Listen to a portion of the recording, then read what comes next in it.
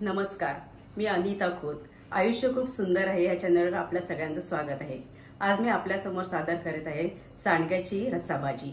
ही recipe खूपच सोपी आहे.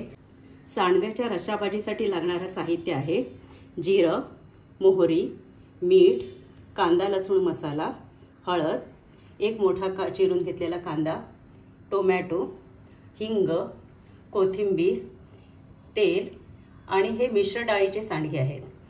आणि ही सुकं खोबरं, आलं, लसूण आणि कोथिंबीर घेऊन बनवलेलं वाटप आहे. हे मिश्र डाळीचे सांडगे बाजारात देखील आपल्याला विकत मिळतात, पण हे घरी करण्याची पद्धत मी तुम्हाला सांगते. या सांडग्यासाठी लागणारं साहित्य म्हणजे तुरीची डाळ, मुगाची डाळ, मटकीची डाळ आणि मसुरीची डाळ समप्रमाणात घेऊन ती धणे जिरे घालून गिरणीवरतून दळून आणलेली आहे. या पिठामध्ये तिखट, हिंग, हळद घालून चांगलं मळून घेऊन ते 4-5 तास भिजत ठेवायचं आणि मग त्याचे सांडगे घालायचे आणि हे उन्हाला 4-5 दिवस चांगले कडक वाळवून ते स्टोअर करून ठेवावे. आता आपण कृतीकडे वळूया. एकीकडे गरम पाणी तापत ठेवलेलं आहे आणि एकीकडे मी कढई ठेवली आहे. आता कढईत थोडंसं तेल घ्यायचं आणि त्याच्यामध्ये हे सांडगे घालून थोडे 5 मिनिटं त्याला परतून घ्यायचे. त्याच्याने ते सांडगे हलके होतात आणि लवकर शिजतात. हे मिश्र डाळीचे सांडगे असल्यामुळे त्याला असे जरा परतून घेतले की ते शिजायला पटकन तयार होतात. आता हे सांडगे आपले भाजले गेलेले आहेत, ते आपण एका प्लेटमध्ये काढून घेऊया आणि त्याच कढईमध्ये थोडं तेल घालून पुढची रेसिपी करूया.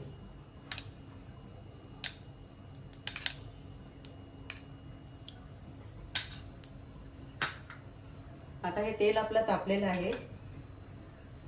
त्याच्यामध्ये राई, जिरं,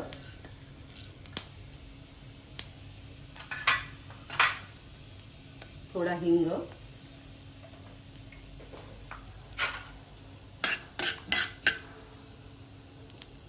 कांदा,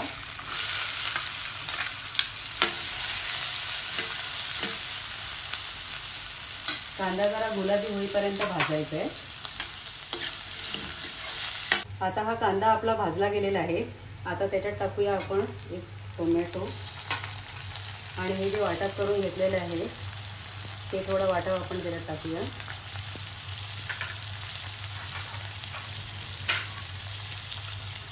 थोडी हळद,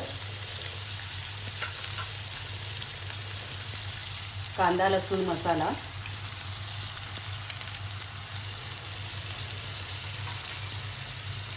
आता हे सगळं घालून आपल्याला थोडा वेळ हे परतायचं आहे. मसाला नीट भाजला गेला पाहिजे. आता हा मसाला व्यवस्थित भाजला गेलेला आहे. आता ह्याच्यात आपण सांडगे घालायचे.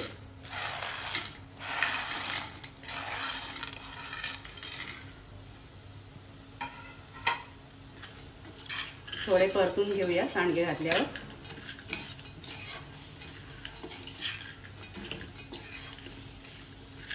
आणि ह्या सांडग्यामध्ये आधी करतानाच मीठ घातलेलं असल्यामुळे मीठ हे अंदाजाने व्यवस्थित घालावे. जरा थोडी कोथिंबीर आता घालून घेऊया.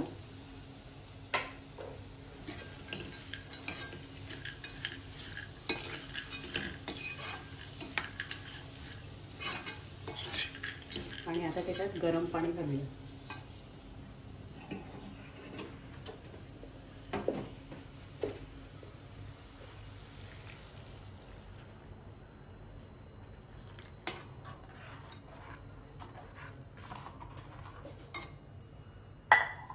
आता गरम पाणी ह्याच्यात ओतलेलं आहे. आता हे शिजायला 15 मिनिटं तरी लागतील. आपण हे झाकण ठेवून हे थोडा वेळ 15 मिनिटं शिजेपर्यंत आपण थोडी वाट बघूया. आता 20 मिनिटं झालेली आहे. आपली सांडग्याची रस्साभाजी तयार झालेली आहे. त्याच्यावरती आपण कोथिंबीर टाकूया. आता ही अशी आपली झणझणीत सांडग्याची रस्साभाजी तयार झालेली आहे.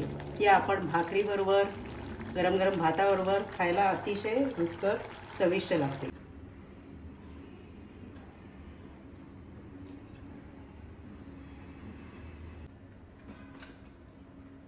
अशी ही झणझणीत आपली सांडग्याची रस्सा भाजी तयार आहे।